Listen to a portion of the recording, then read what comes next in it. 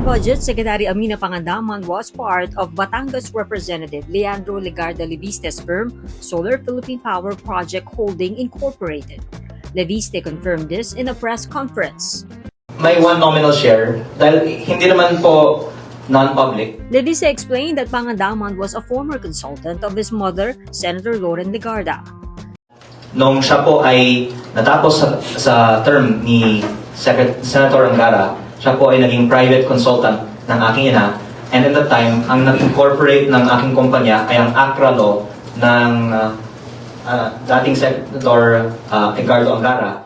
Leviste Solar Company was incorporated through ACRA Law, the law firm of the late former Senate President Edgardo Angara. Kaya para makipag-ugnayan sa ACRA law, ang aking kinausap ay yung consultant ng aking ina mula sa opisina dati ni Senator Angara. Kaya yung nag-coordinate sa ACRA, siya din po ang naging incorporator. Pero alam naman po ng mga nasa gobyerno, lalong-lalo po sa Senado na may matagal ng relasyon ang aking pamilya sa kanya. Leviste owns 99.9% of SPPHI, which previously owned SP New Energy Corporation. SPNEC is now majority owned by Meralco Power Gen Corporation. In November 2025, Pangandaman resigned as Budget Secretary of the Marcos administration amid the flood control controversy.